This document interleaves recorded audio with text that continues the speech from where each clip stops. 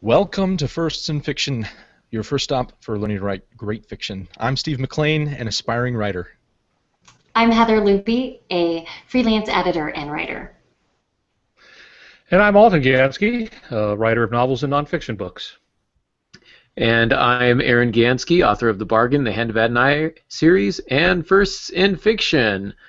Welcome, everybody. If you thought that our intro was a little bit different this time, it's because it was kind of a blast from the past for our 100th episode. I'm like giddy right now. Like I'm genuinely giddy right now. Yeah, this is kind of like a blue moon or planets aligning. Or a something. blue sheet hanging behind you. Something like that. It's actually faded black. It is. Yeah. Okay. Well, it's the dawn of Aquarius, and Moon is in the 7th house, and Jupiter aligns with Mars. So, it is our 100th episode. We are 100 episodes strong, almost 2 full years old, and quite honestly, if you add together all the, we took a couple weeks off and recast things early on. We're probably over 2 years now. So, really exciting stuff. And I thought to celebrate this particular landmark, if that milestone. There we go. There's a better word. Milestone. I would invite back the original host of First in Fiction, one of my first co-hosts, Steve. We started this together way back in the day, and then also Heather Luby. Yeah, so we've got all 4 our original co-hosts, official co-hosts, who have done more than, we'll say, 3 different episodes together. 1 second, I'll be right back. Alrighty, and see, already Steve's taken off. It's just, he's already quit on us. This is why. It's just like him. He abandoned us. That is true. Oh man, I still remember when I think Steve told me that he couldn't do it anymore, like a couple of weeks before you said you couldn't do it anymore, Heather, and I was like, what is my world coming to? But things worked out well. I found some guy off the street, a homeless guy, showered him up a little bit. I say he cleans up pretty good. He does. He cleans up pretty nice. So, Pops, you joined us now. Pops, you've actually been with us for almost a full year, I think. Now, I think we were kind of doing the math, and you've been here for almost a full year of our 2-year run. So, I think you've got as much, if not more, experience than Heather and Steve. But each of us has really brought us a kind of a unique voice, a unique literary perspective, and some really great writing advice. So this has been a great journey. Thank you, Room, for joining us. We're going to play some games a little bit later on. We've got some prizes for you guys to win. But before we do, I thought I'm going to kick it over to you, Pops, and because we've got a lot of new listeners lately that have been kind of coming on of late and tuning in who were not around for the beginning. And you mentioned maybe just doing a quick Q&A on kind of the history of the show. Sure, because I've got questions about all of this. I joined, but then again, I owed you money, so that's one way to help pay all these things off. Yes, we say hi to the room. I'm looking at who's in the room, and I see people who signed up said they were going to be here. Lori Rolovell, Bruce Brady, a buddy. Yay, Bruce. Yeah, from the East Coast where it's very late. See Bethany, just a whole bunch.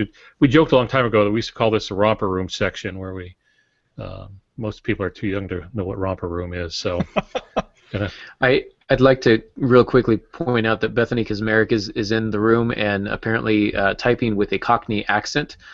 So she says hello all. That's great. We got some jokers there. Bethany, great to have you along. Marie Best says happy 100th. Really appreciate that. And Molly Jo says happy celebration. Therese Moore is watching as well. So Jenny Snow, Mary Ruth Hughes. I think Pops, you were doing this, so I'll let you continue. That's fine. I'm used to being usurped. 100 episodes. I've been involved in about 42. I guess this is the 43rd one, not counting a couple of times when I got to be guest, which was a lot of fun. So, and I've enjoyed it. Aaron, tell us how all this started. I mean, where did the idea come from? This First in Fiction. A little bit. The title's kind of a funny story. What I wanted to do was I've been listening to a podcast called Writing Excuses, and if you are a listener of our show, there probably a pretty high percentage that you're also listening to Writing Excuses. And if you haven't, it's a great podcast. You'll want to listen to that as well. A lot of respect for the people on that. Their little tagline is, 15 minutes long because you're in a hurry and we're not that smart. And they would cover these topics, and I remember thinking, man, 15 minutes is just not enough to get to a lot of these things. They've kind of changed their format a little bit this year since January. It's kind of an interesting new format. But what I thought was I'd like to do a podcast where I can also dispense some writing information, but I don't want to limit it to 15 minutes because I feel like we need more time than that. And so I was talking with Steve, an aspiring writer, as he says, a good friend of mine. And we've been friends. We tried all kinds of lengths. We did. Yeah. Originally it was 30 minutes, and I was very militant about that. And if we were at 32 minutes, I kind of gave Steve the stink eye. Right. And Steve, it was you who finally said, "Bro, the average commute's like an hour long. Like, why don't you just relax a little bit?" So. Right. Yeah. But you never let me really push you to like 3 hours. You tried. We didn't have enough wine that night, though. So. Right. I can't imagine the two of you ever making anything just 30 minutes. Oh, thank you. That's true. The two of us in a room is at least 2.5 hours there. So. That's funny how unrealistic our expectations were in the beginning. Seriously. Yeah, and my whole thing was we can't cover that kind of a topic in 15 minutes, but I was foolish enough to think that we could do it in 30 minutes, and there are still times where we do something for an hour, and I'm like, well, we've got more to discuss, and so maybe we'll do part 1 and part 2, and that's why God made show notes. That's I right. guess. So, but yeah, Steve, me, I just copy and paste them. Really? I do. I make the show notes ahead of time, and I copy and paste them. And for a while, I stopped doing the show notes because it was taking too long. Right. So. Right. Okay, so a couple of years ago, you had this idea from listening to another podcast. Did you decide right then to go with a video, do Hangouts, or was it audio only? It was audio only. That was about the extent of my dream. I'll kick that over to you, Steve. You're the one who got us onto Google Hangouts and kind of got the video side going. Yeah, we started out with Audacity in the beginning. I think, do you still use Audacity in order to prepare the audio portion? I do, yes. Right. Yeah. Yes. Yeah, so Audacity is like a free download that you can get, and us being moneyless podcasters, that was the route we took. And we sat at my kitchen table, drank wine, and recorded on Aaron's laptop using the laptop microphone. And it was incredibly echoey and really poor quality. You could hear the air conditioner running in the background. And in one episode in particular, which ended up ironically being one of our most popular episodes about Kurt Vonnegut, there was a barking dog through a lot of the podcast. It was fantastic. It was, and you have to understand that one of the reasons we decided to do 30 minutes is because we thought, okay, our schedules are crazy. Let's get together and batch record them. We'll do 4 together. So we'll just spend 2 hours. We'll just knock out 4 shows. Foolish optimism.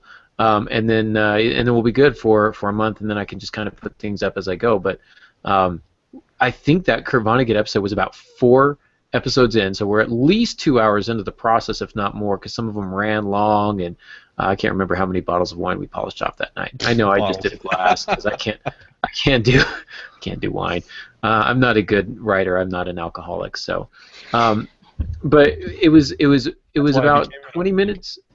Yeah, it was about 20 minutes into the episode that stinking dog outside just kept barking and barking. I mean, we would oftentimes get into the episode and then just restart, and that was, the par for the course is we'd get into it and all of a sudden somebody would screw up, or I'd screw up the intro like I did this time, and we'd start over. And I'll tell you what, this Google Hangouts thing is good because it prevents us from going back and redoing a bunch of work, because it's pretty much it goes out there and it's done. So if we screw it up, there it is, right?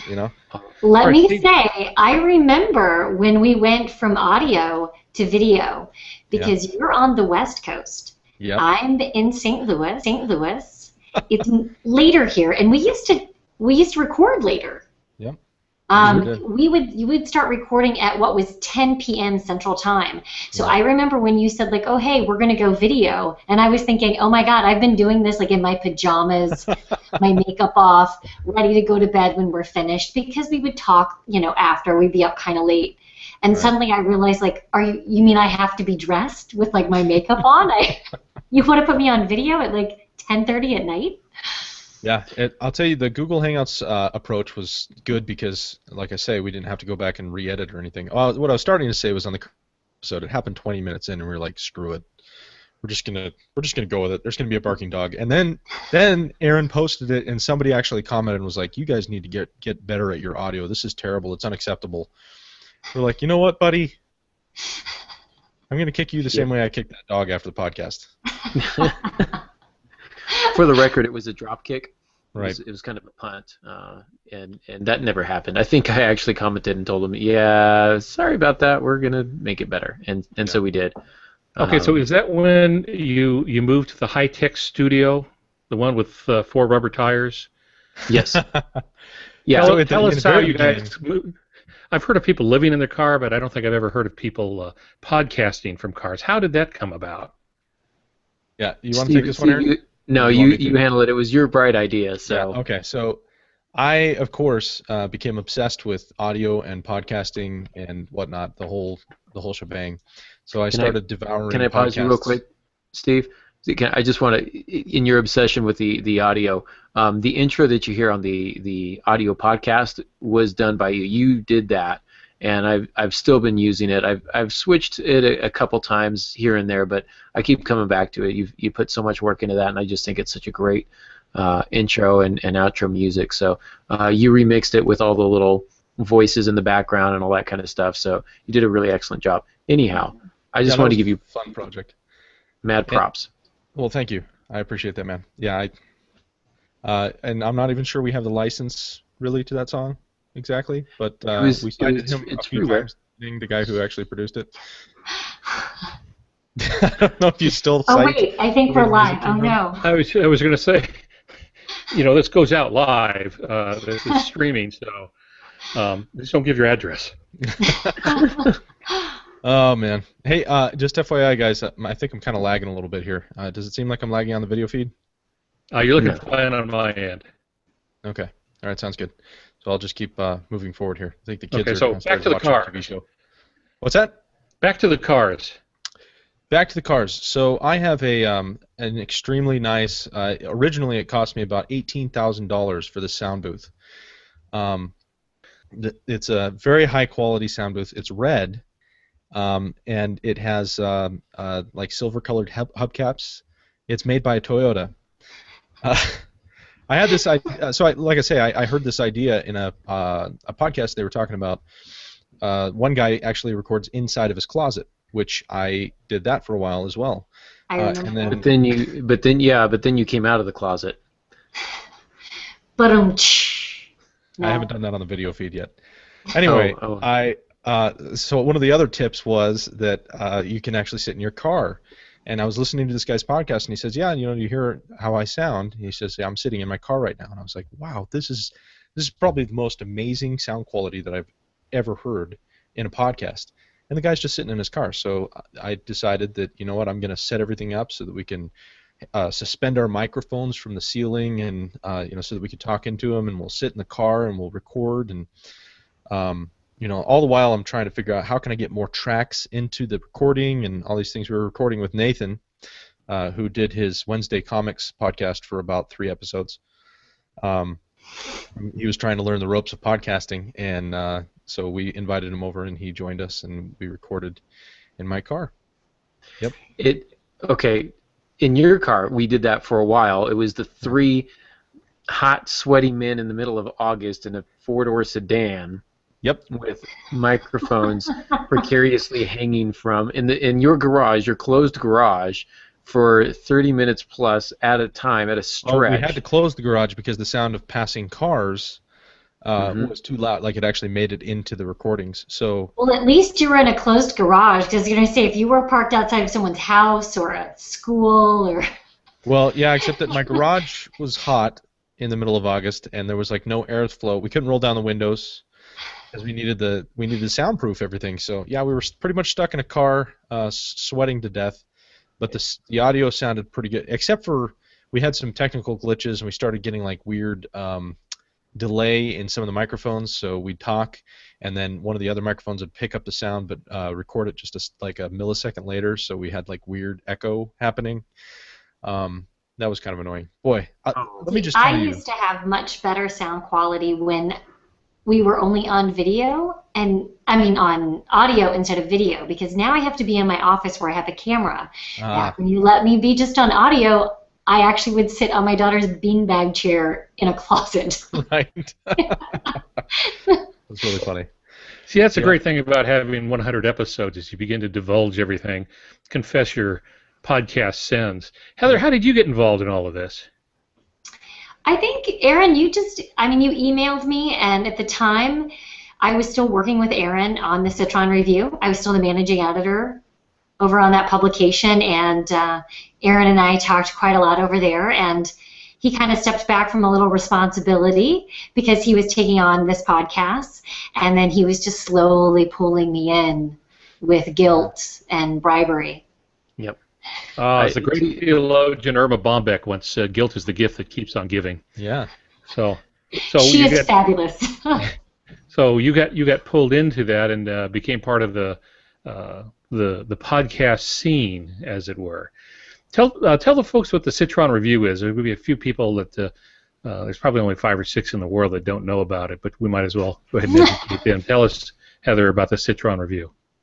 Well, Aaron was a founding editor of the Citron Review, and I know he is still over there reading a little bit of microfiction and is still involved with the magazine.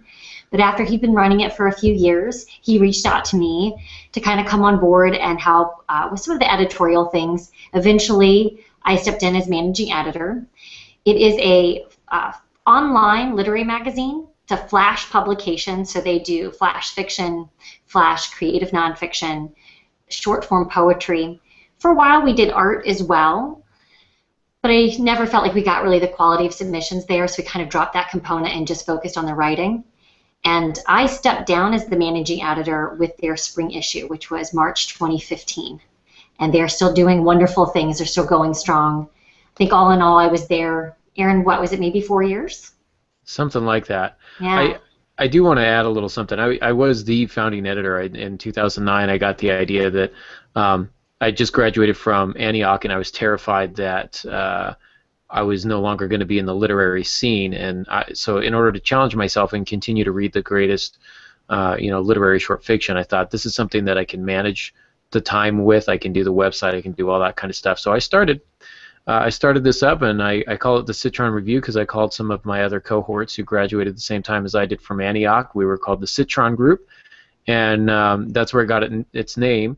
And we put it together and just kind of shoestrings and duct tape, whatever it was, to get something out there. And worked real hard on it. Got it on Duotropes. Started to get to a little bit of recognition and some kind of a reputation of being a prestigious publication, but it was getting to be a lot of work, and I just didn't have the time for it. So I tapped Heather on the shoulder and I said, "What are you doing?" And then Guilt and Bribery. Later, she became the managing editor, and that is really when it took off. That it was under her guidance. The Citron Review enjoys a very good literary reputation, and it's already been around much longer than most literary journals, which end up folding after 2 years, most of them. And we've been, I don't know, 6, 7 years, since 2009, about 6 years now, going strong. So and every year, still going? Still going. Mm-hmm. Still going. And every year, not only the quality, but also the amount of submissions. I mean, we went to seeing submissions in the thousands, and having page views. They put us in the same category as some of, the top talked about and respected literary journals out there. In fact, I saw some numbers just last week about which flash magazines were getting the most hits. And I was disappointed not to see the Citron Review on there, because when I was looking at the hits that these websites were getting, the Citron Review would have fallen middle of the pack of the top 10. Wow. That's really impressive. Yeah, Yeah. that is. That's amazing. It's still going out. It was a digital publication? All Digital digital? only, yeah. Yeah. Mhm. That was a decision made for a variety of reasons. It's not a paying publication. We don't get paid for our work. It's volunteer editors. It's a labor of love. But it's a great place to build your reputation and continue your reputation. We've published a lot of fairly I don't want to say big name writers in the Flash market, but we've put together some issues with some pretty well known and respected Flash writers, etc. And so. Yeah, so it's a great little publication. Digital only because it's easy and it's immediate, and we don't have to worry about paying people and stuff like that. It's just a lot easier to Such an generate the inconvenience, content. paying Yeah. people. And Flash, it's a really great length for the type of mediums that people are reading on. If you think about how many people read on their phones now and things like that, Flash just seems to make sense as a digital format for that reason. Absolutely. So, but yeah, I tapped Heather on the shoulder when she was doing that, and I was like, we had you on as a guest like once or twice, and Steve and I kept talking like, man, she makes us step up our game, and she's just got some great insights, and you kind of make us look dumb sometimes. What's that, Steve? A whole new dynamic. I always look dumb. Just that's like my purpose in the show is I'm the dumb one who asks all the questions. That was me. This is my dumb look. Was Okay. you? Or do you mean is you? Wow. Thank you. Man. Oh, see, you in miss us all public, being too. together. There's an example of the wittiness that was brought to the show when Heather joined. Absolutely. So, Well, your response is that it's dialogue, and therefore I'm not required to, submit to grammar Nazis. So you get away with stuff in dialogue that you usually can't get away with in prose. So you were talking. I'm trying to help you out here, bud. And it goes silent. So- All right. crickets. I And told you we there- needed the crickets. Because there's our first I'm sorry. awkward silence of the podcast. If you were talking to me, it sounded like somebody was trying to speak to me underwater just now. My internet's lagging pretty bad. I apologize for that. Okay. Yeah. You get So if the you're complimenting me, thank you for defending me. I appreciate that. We've got we've got the awkward silences. We haven't had those in a while. We Yeah, kinda that's need my specialty right there. absolutely. So we should argue about like outlining versus discovery writing. We should do something like that. No? Well, I feel like if they want to do that, they can look at some of our older episodes. I thought if we can just transition real quick. We've had some pretty outstanding faux pas that we've already talked about in our 100 episodes. One of the top ones, I think, is the infamous Kurt Vonnegut barking dog. We later, by the way, re-recorded that with a buddy of ours, Andrew Panabianco, who is fantastic. It's one of the. It went so long we had to split it into 2 episodes. And if you haven't had a chance to look at that, go back through the archives and download those episodes because they are fantastic and just very, very funny. Andrew is hilarious. So Yeah. we kind of reclaimed the quality there. What's that, Pops? What's that, Steve? Oh, thank you. That was a compliment. Yeah. He makes up his own words, and he's got a pretty fast tongue. He's a smart guy. He has a great He is. website. If you Google search words that aren't, Yep. you will find his webpage, and it is brilliant. You can follow him on Twitter as well, as I do. Andrew is fantastic. Absolutely. So, some of our other favorite faux pas. The time that Steve surprised me and told me that we were actually going to be recording video, and I was still in my car in my garage. So I'm in my car with the little dome light on, just like got that monster lighting, just looking all creepy. Somebody said Sitting there like, thinking, yeah, somebody was saying. So I think maybe it was my wife was saying something like, "Oh, that's really creepy." I kept thinking, how is this better? How is this better? So, and then there was the episode where I clicked on Google Hangouts. If you click on the little images on the bottom, the video will just stay on that person. And I had, before the show even started, clicked on Heather's video for some reason and wasn't paying attention, and so the video was on her the entire time. Yep. And Steve and I were just little pictures down in the corner. That Yeah, was, I'm no treat to look at. I understand. I think that was one of our better episodes, actually. No, and I can just imagine, because Interestingly, that when has the it's most not your views. when it's not your turn to talk, you kind of space out a little bit. So I was completely unable to go back and rewatch that podcast as I have some of the others because I couldn't stand to watch me like space out, look around. So funny. It's really funny. And That then, was a good one. and then we had the bargain audio when the bargain released on audiobook, and you decided you were going to play a bit of it. Do you remember this, Steve? Yeah. I actually was reviewing some of our old casts just recently, and yeah, I played that one, and it's just like 3 minutes straight of just your video, and you're making faces at the camera the whole time. We're just sitting there, listening to nothing, and then finally I say, "Okay, well there it is. That's the book." And then a few seconds later, I'm like, I realized I don't think that it's going to show up on the YouTube video, man. Yeah. Yeah. These are Yeah. good times. It was so. But it then, was- then I brought in Pops, and the level of professionalism just skyrocketed. So, Yep. I'm pretty sure he's the only professional in the room. Let's be honest. well, Pops, have we had any? where you are. What's that, Steve? I said or closet or car, depending on where you are. That's true. Pops, have we had any? I think it's a little easier to manage when it's just the two. But have we had any outstanding faux pas in our 43 episodes together? No, I remain sounding my stupid self. It took me years before I could read anything that I wrote once it was published. And the only times I did it is if there was something else I had to do that was related to it, I just wouldn't read it at all.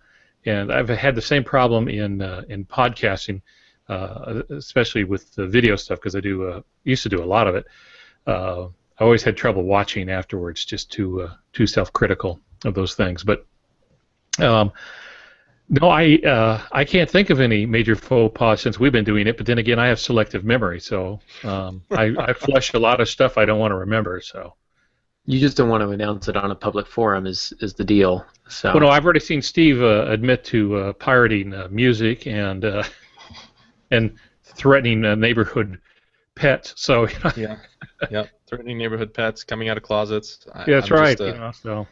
Yeah. Time we're done telling the story, no telling what people are going to think about Steve. I'm really glad I'm here. This is just Yeah. really. I'm really glad you came on, Steve. This was not exactly what we had planned, but You noticed that he's the only one of us that doesn't have a tagline on the bottom, and it's because he wants to truly remain sort of anonymous. He's just I am Steve. anonymous. Actually, I'm Yeah. extremely forgetful. Let me see Steve. here. so. Well, I don't even know how to do this anymore.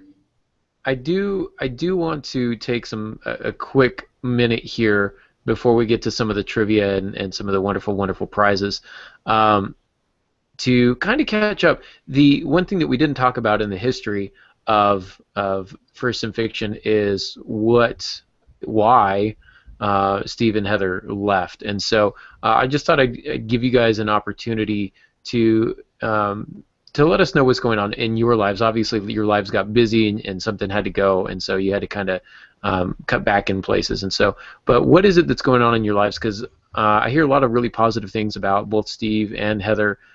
People miss you. They enjoyed the insights that you guys brought. So what is it that you guys have been busying yourselves with these days? Any special projects you're working on? Big announcements that you want to make? Steve, what about you? Well, yeah. The biggest announcement is I'm about to. We're reproducing. I'm about to have a new son, who will be coming into the world on November 1st.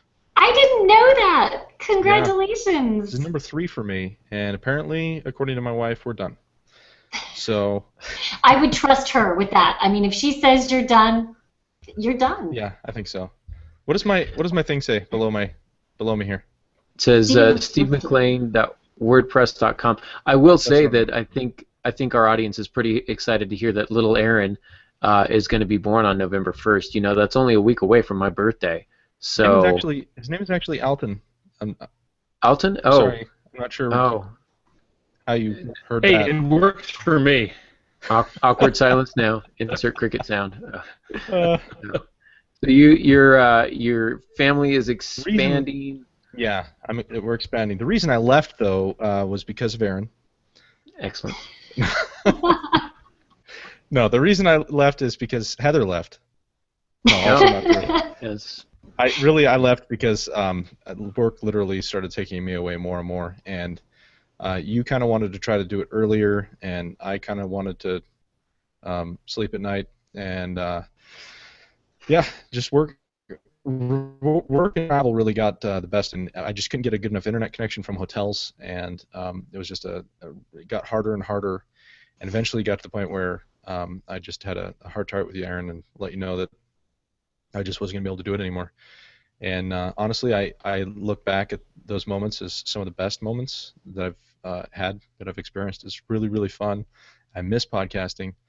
One of the other things that was just truly frustrating was is that all of the expensive equipment that I kept buying kept breaking. I don't know what it is about podcasting, but there's some kind of a curse that is just sitting on me when it comes to all of this equipment that I was buying. I spent like $200 on this thing that was going to let me like mix audio and all this stuff, and it died like 2 episodes in to using it, and yeah, it was just anyway. A lot of things combined to kind of give me the hint that it was probably time to just take a break for a little while, and that's all I'm doing is just taking a break. I plan to come back eventually. Yay. I'm excited to hear that. I remember the frustration, man. I remember losing entire episodes, spending 2 hours hot, sweaty men in a car for unknown periods of time, and then going, well, we didn't get a single thing out of that. We've got 5 minutes of hours. usable audio. Yeah, we would record, and then we'd realize that like it hadn't recorded, or the audio was just totally messed up, or there was a buzzing in the background that we didn't realize was there.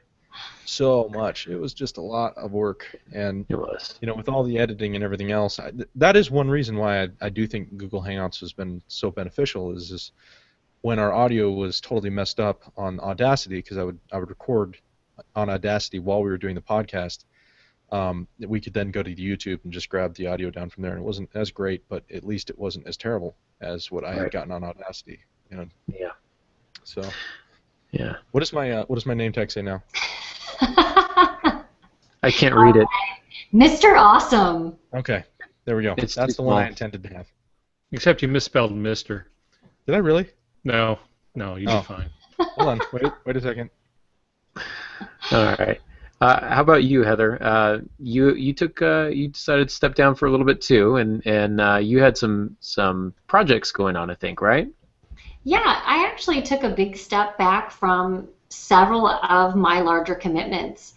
I took a step back from this podcast.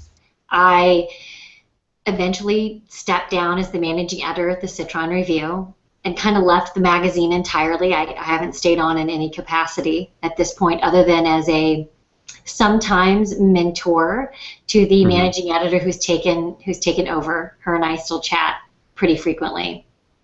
But I did all of that essentially to kind of focus on my own writing because, as you know, Aaron, you take on projects, and because other people are sort of counting on you for whether being on the podcast or getting a magazine out, you don't want to let anybody down.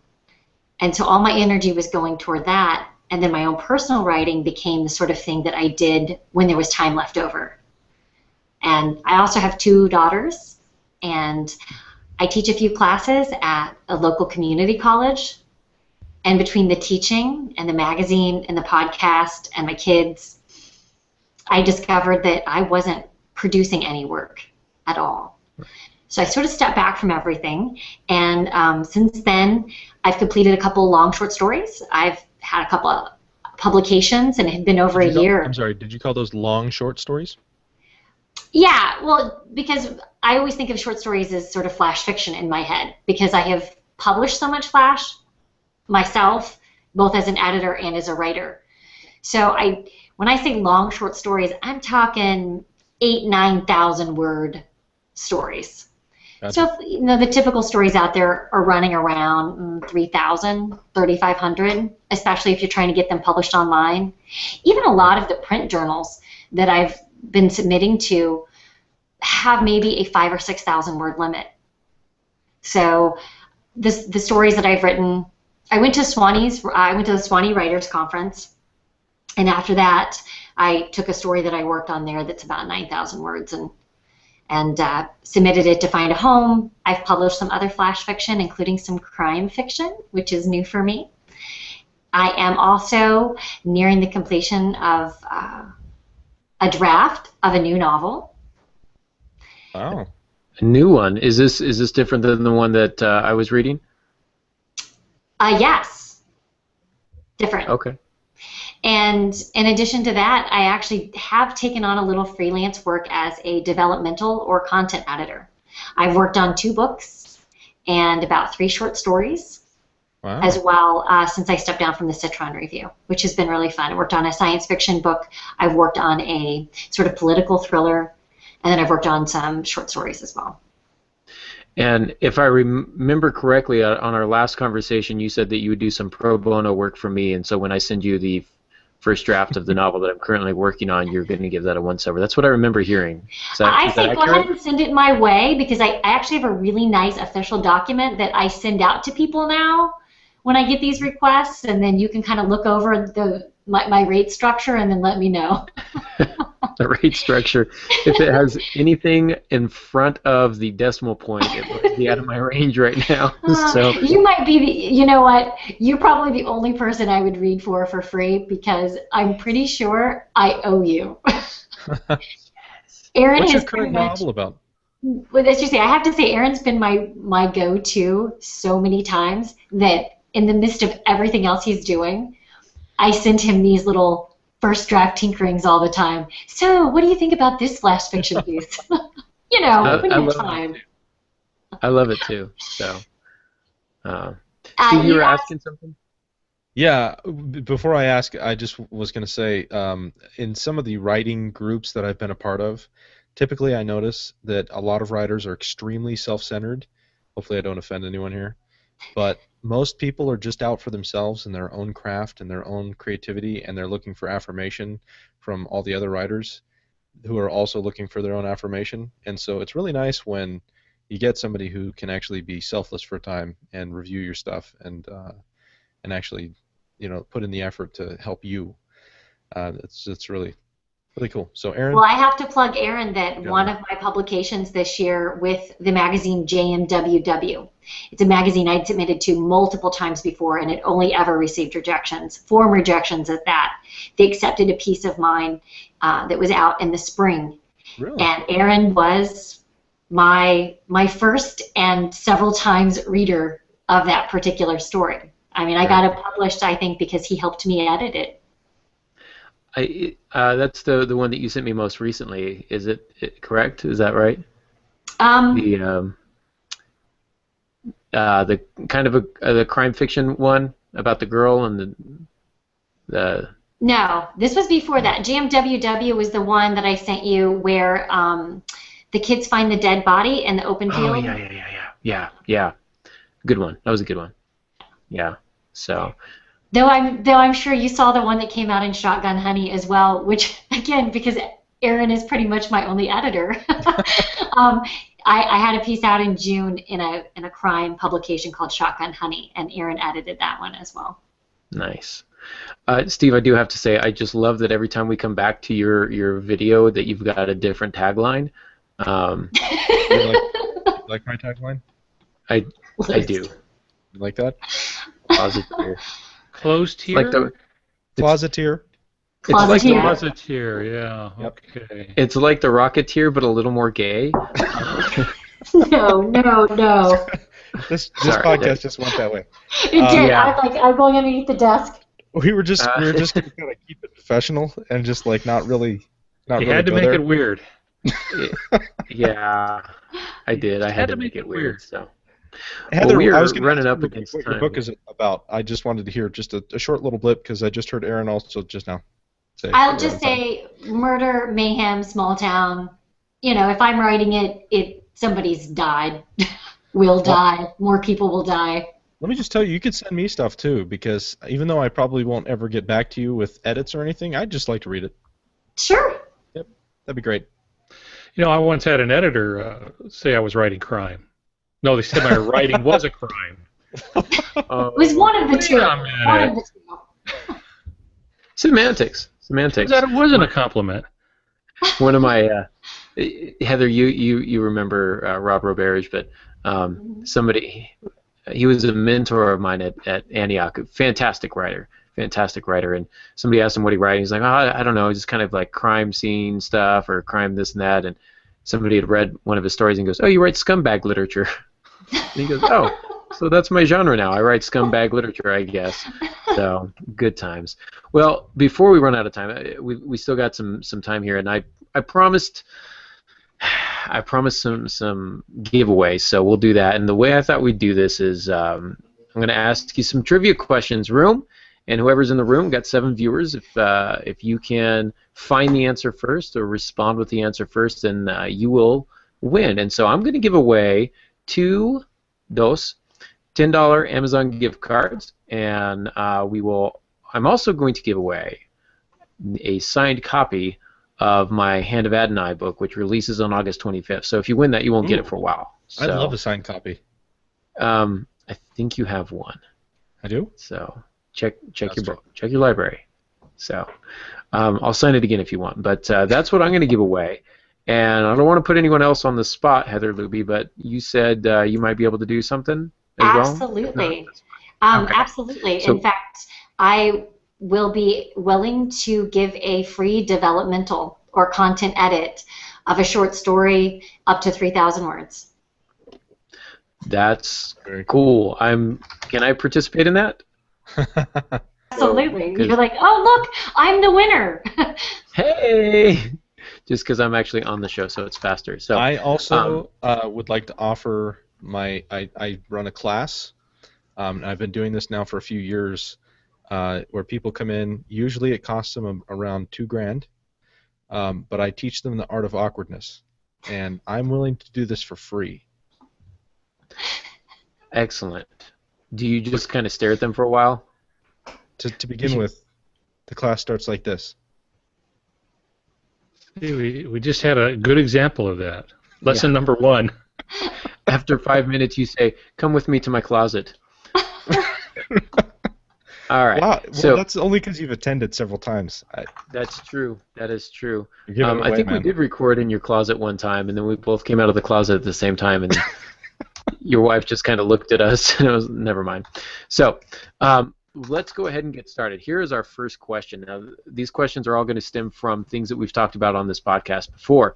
So if you've been a listener from the very beginning, you've got a great chance of winning. And if you've been a listener here and there, you also have a good chance. So if you are not a frequent listener, you can probably still Google the answers to these.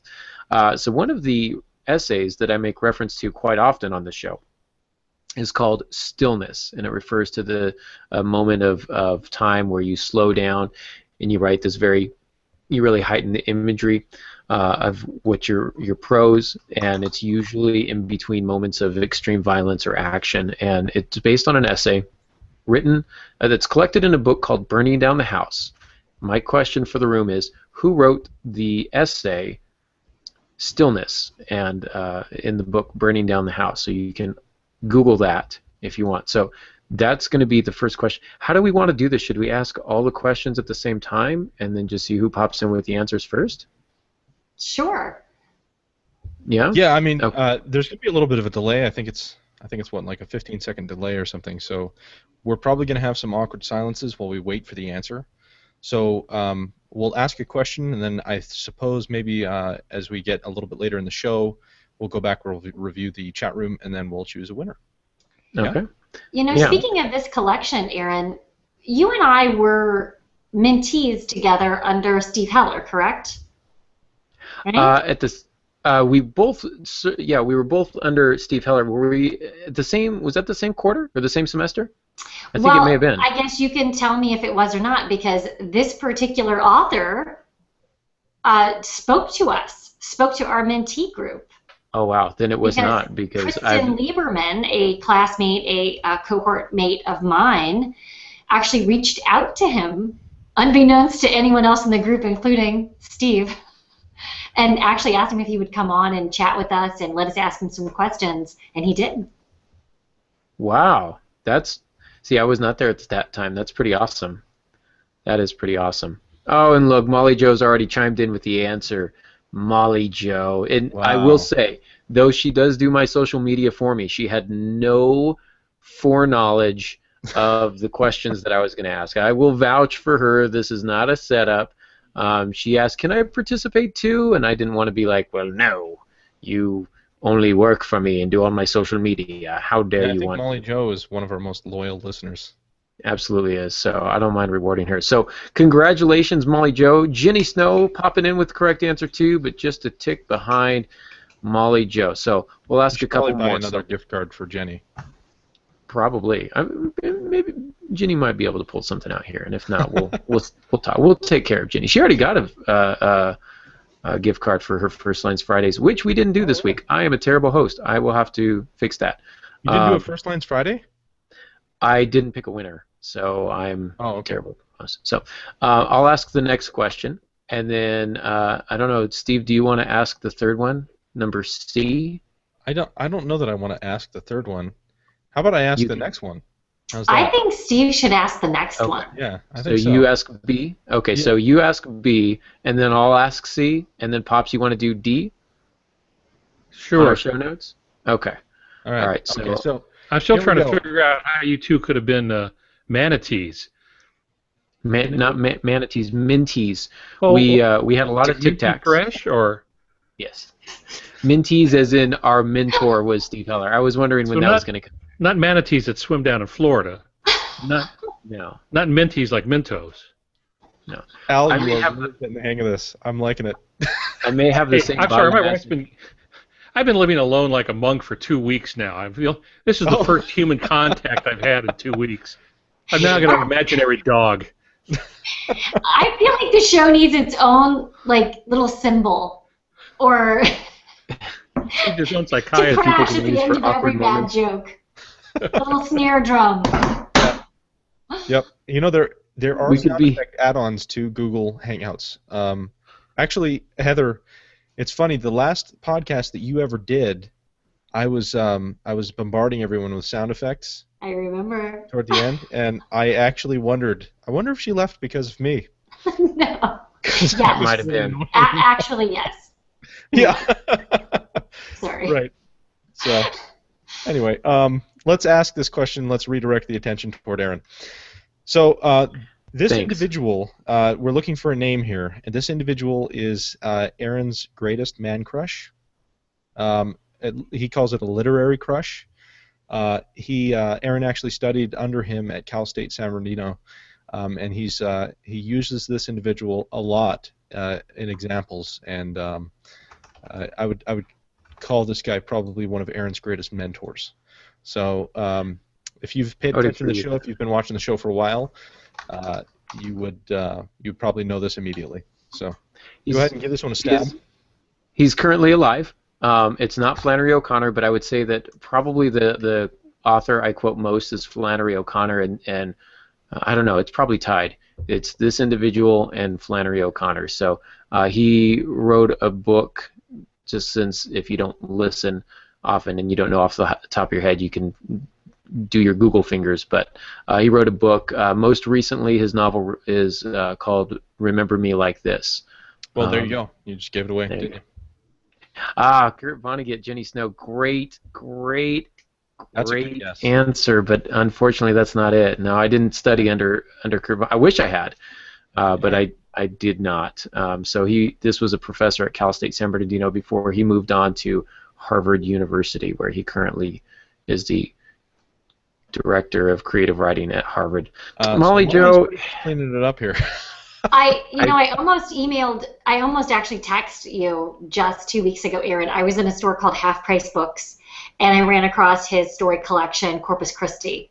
so good. And as soon as I saw it on the shelf, I thought of you immediately, and I actually snapped a picture, and then I forgot to text it to you. But because whenever I see his name, I automatically think of you. Yay. So funny. I'm doing my job. Hopefully he's sold a few books because of my endorsements. I hope that's the case for him. He's a great guy. So Nothing makes a man feel better than when somebody says, "Yeah, I thought of you, but then I immediately forgot." yeah. That makes me feel good.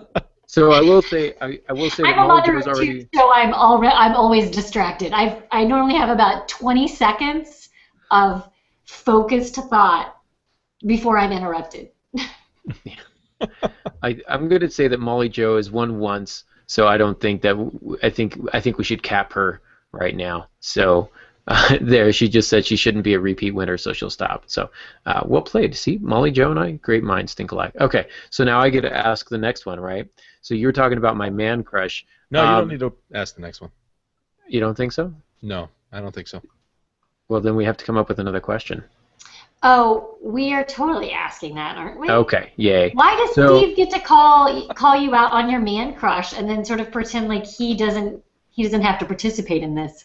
Because he's my friend and I asked him on the show. But I'll ask a different one, which is going to be the same question. So what terrible, terrible YA novel that's kind of a tween romance at best does Steve like to fangirl about? He thinks it's a good book. He read it and he didn't hate it, but I think it's perhaps one of the worst books ever written. So, Yeah, I'm just gonna say, yeah. What is it on your thing? Did you put it on there? can you see? Can you see down below what it says? Oh my gosh, no. I'm just saying. Why? What? I guess they can't. Oh, no. Seriously? Yeah. Okay. See? No, actually, So- I'm Team Jacob. I was always Team Jacob, but Oh, trying to stir the pot here. that's pretty awful. If you're not looking at Steve's lower third, that's going to be a big hint as to the answer because you can't really Google what is Steve's favorite. Yeah. So those Yeah, of you, go ahead. Might I say that while I've only seen the movies and I have not read the books, I had to hope that he was joking because, sparkly men, come I'm on. not Team Glittery Boy. Yeah, no glittering. I am impressed that you were able to make it through the films. I made it through the half of the first one, and I went, no, I only have I think I saw the first two. Yeah. the first two. Yeah. Okay, all right. It's sort of required. Like if you're gonna exist as like a 30-something in suburbia as a female, it comes up at some point. Yeah. That's always been my goal. So how's this? How's this one now? How's this? Jenny Snow wins it. Good job. Yay, Jenny! Does Wait, this what look is it? better? This one? Yeah, say something, Steve, so the camera switches to you. Here. Can you see it now? I can't. I'm just I can in the see it. awkward silence so it doesn't switch back over to me. Oh, I think Jenny Snow needs to win twice because she says Twilight and she's never read them. So I think that's like a double win. Wow. She totally But not wins. reading Twilight is a reward in itself. So, Stephanie Meyer, if you're listening, I apologize. I'm a terrible person. All right. Trust and so me, Pops, she's so what- rich, she has something much better to do tonight. Yeah, she's laughing at me right now. So, Pop, do you want to ask the last question since it pertains to you? Last question is this. I'm currently working on a series of novellas with several other writers. Name two of the three, other than me. There's three other writers. Name any two. We made it tough. And this one, well, These are the would they be novellas. able to Google this, Pops? Yeah, if they knew where to Google. If they, Yeah, I might need to Google this one. I'm just saying. And I just heard. all him. right, Jack Sparrow. Jack Sparrow, you are having too much fun with your lower third. So that's crazy. So if they were gonna Google this or Amazon, they could just look up your name, right, Pops, in the most recent release. They could, and then look for the girl. That's the title. Don't look for girl. Look for the title, the girl. I keep looking for a girl and I can't find her. This girl has a beard on. It's just strange. So that will be our final question, and that will be. I guess this will be for. We should probably figure out who won what. So if we go in order, it was Molly Jo, and then it was Jenny Snow. But Jenny Snow won twice. So if we're going to say that Molly Jo can't win twice, then we probably can't let Jenny Snow win twice. And so Therese Moore would be the person who got Twilight after Ginny Snow. So those three would be the winners. So we could do the two $10 gift cards and then well, I'll tell you what. How about Molly, Joe, you tell me which of you would prefer, the Amazon gift card or the autographed copy. Of course, you already have an autographed copy of Hand of Adonai, so maybe you want the gift card. And then Ginny Snow, let me know which one you would prefer, the gift card or the signed copy of Hand of Adonai. And then whoever gets this next one will get Heather's editing services. Sure. Don't forget about my awkward services. Just saying. Ginny Snow, in awkward services, Ginny Snow has come in with the one of the three, but she's saying that she's not going to mention the other one because she wants to give somebody else a chance. So that's always nice. How are those, while we're waiting here, Pops, how are those books going for you? You're working on the next one currently, correct? I am. I've written the prologue. I've got this other project going that's keeping me from it. So I, the discovery writer, have outlined the book because I'm going to have to move pretty quick here. Yeah, I know. I couldn't sleep for 3 days, but other than that, I went ahead and outlined it. So I'm hoping tomorrow to start cranking out at least 1,000 words a day on that one. Fortunately, it's a novella, so it's not as long, but I need to work through it. I've got all the spooky little details. It's creeping me out. So I feel pretty good about it. So I'm sorry, you say it's an outline, but you're discovery writing your way through an outline. No, I said I'm normally a discovery writer, but I outline. But this is I tend to outline if I have to write quickly. I see. If I have to get all the plot points down on the mid plot line bump and all that stuff. So I'm just, yeah. Oh, very interesting. I don't think I told you, Aaron, that on the novel that I'm, reaching the end of the draft on, that I actually outlined. Don't tell anyone. I think you may have mentioned that. Oh no, we're on live. We're live. We're live. I am. For the first time, I made an outline, rough outline. Wow. The difference between the two isn't much of a difference. The choice is, will it get me where I need to go? Does it get the job done?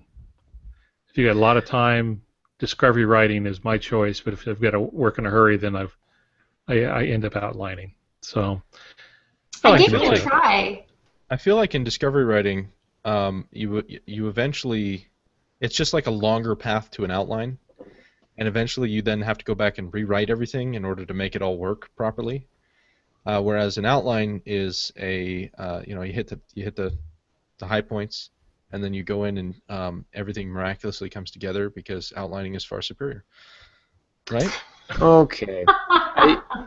Heather, I don't know if I should congratulate you. Can you cut his mic? Can you do that? I actually can. You're like, oh no, you've been muted.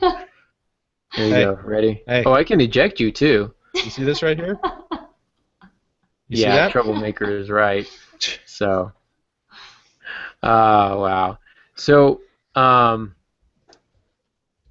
Heather, I was going to say, I don't know if I should congratulate you on writing an outline or mourn with you. I'm not sure which one, but well, it was a completely different process. I also felt like because my first novel was very literary, it was necessary for me to discovery write it because I was really figuring out the story myself as I was writing it, and that's the way that I needed to do it. This time around, it is a lot more plot driven. It was much more important for me to make sure certain actions happened because I was dealing with more of a mystery component, some more suspense and conflict than a previous novel. So I sort of felt like I had to be aware right from the beginning about what beats were going to be necessary, what things really had to be included in order for it all to fit together the right way. And things, of course, change from your outline. I mean, I outlined and re-outlined and shuffled and changed. It was by no means set in stone. Yeah, but outlining it was for sure helpful. Is a discovery process, yeah. Yeah, but it was helpful this time around for the type of book I was writing. I think for me, it kind of comes down to stylistically what I'm trying to accomplish. Yeah, see, one of the reasons Brandon Sanderson is one of my favorite authors is because you can tell that he has planned from the beginning to the middle to the end and not just the beginning, middle, and end, but he's planned out the series that way. So from book 1, he knows where he's going when he ultimately arrives in book 7 or 8 or whatever it's going to be, and that's the kind of writing that I like and I appreciate a lot. Don't get me wrong, I love Aaron's writing and I love Al's writing, and I think that Discovery writing has a lot of merit. In fact, one of the things that I love about Discovery writing is that you're experiencing the story for the first time yourself as you're going through it, and it's just as exciting as though you're reading it, maybe even more, because you actually have so much control over the direction that it's going to go. And if you want, and if you reach a point where you're dissatisfied, just hit the rewind button, go back, and change it. That's pretty awesome. Well, that was pretty much for me the reason why I was a Discovery writer with my first book, is I had attempted to outline and write a book countless number of times before. But as soon as I outlined the story and had an idea about where I thought it would go, I was sort of bored with the idea of it. I would just get started and sort of be bored with it already, and I would abandon the project. And then Susan Taylor Shehawk at Antioch really encouraged me to not outline, to just start with the scene and start with a character and continually ask what next, so that I could discover the story as I was writing it as a way to keep me engaged. Yeah. And it worked. Yeah, First book I ever finished because I wrote it that way. And like a lot of writers talk about, if you're writing a part of your book that you're not excited about, pick up and set down in an area that you are excited about within the outline. And so I mean, just a little counterpoint to your point there. Not saying you're wrong, just saying. No, and in fact, I used that this time around. That there were several times where what I was really feeling at the time was something that took place much later in the book, but I went ahead and decided to write it anyway. And I was only able to do that because I had the outline this time around. It re-inspires you, gets you back into it, and now you're writing something that you really enjoy, and then you can kind of connect the dots later. Yeah. So see how I'm like just straddling the fence now. Now I can agree with both you and Aaron. Yeah, there we go. You see, you are the mediator. I will say that while I didn't outline, I did write the ending to my novel very early on. This go around on the novel that I'm currently working out, and so there's that. I am rapidly coming to a close on it, so I'm excited about that. A few more scenes and I should be done, and yeah, some good news there. So I've opened up the contest to kind of get back to that to anybody who's already won. So everybody's still eligible, and several people submitted one name, but not both names, and so Molly Jo has finally put them together. So Molly Jo will be our winner for the prestigious, esteemed Heather Luby edit. There we go. I'm mixing up all my words. No, Steve, it was not Brett Anthony Gansky. Besides, I would take his name. So we are now over our time, but this has been a blast. Steve, outliner for life, and Heather Luby, thank you guys so much for joining us tonight. I will be tapping you on the shoulder to join us again at some point. I do want to mention that next week's podcast will need to be moved to probably Tuesday night. I'm springing this news on my dad. Pops, are you good to go on Tuesday night of next week? Tuesday night of next week? Yeah. Surprise! Yeah, I won't be able to do it on Wednesday. I'm opening my calendar. All right. Everything I have is writing, so I'm pretty sure that I'm open Tuesday. All right. Well, while you look at Same that, time? we'll same time. Yeah. So Tuesday, 6:30 p.m. And let's go ahead and do our sign off. But before we do, we'll go ahead and see how people can get a hold of us. So as always, you guys can reach me at aarongansky.com and on the Facebook and the tweeters. And don't forget to like us on iTunes, please, and thumbs up us on YouTube, and share us with your friends, subscribe to our channels, etc. That really help us out. Glad to see so many people joining us tonight. Pops, how can people get in touch with you? The usual way, altongansky.com. I am on Twitter, though I'm not very active because I can tweet or I can write, so it's pretty much how it breaks down. I'm also on Facebook. You can search for me there, and then BRMCWC, Blue Ridge Mountain Christian Writers Conference.com is where I blog, and I put up a new post on Wednesday and every other Friday. Excellent. And Steve, if people want to get in touch with you, how can they do that? Well, my home address is no, we don't do that here, right? Local jail. Actually, if you look right here, I went ahead and utilized my lower third to show you my Twitter handle. So you can find me on Twitter, if you like. Remember, some people will be getting this audio only, so they can't see that.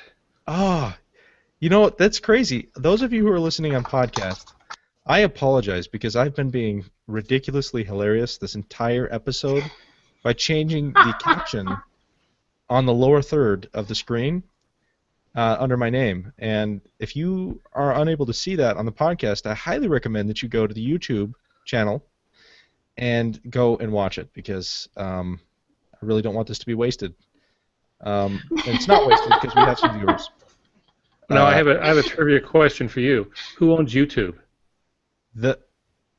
God? Is that the right answer? Probably in the long run. I was thinking a little closer to home. Google. Yeah, that would be Google. Actually, it's a company called Alphabet. The Alphabet? No, it's just called Alphabet. Just Google Alphabet. Google has realigned itself, and its new name is Alphabet. Google is a subset of Alphabet. Really? YouTube is a subset of Alphabet. Are we making a joke here? Because I Nope, that's real. That's real.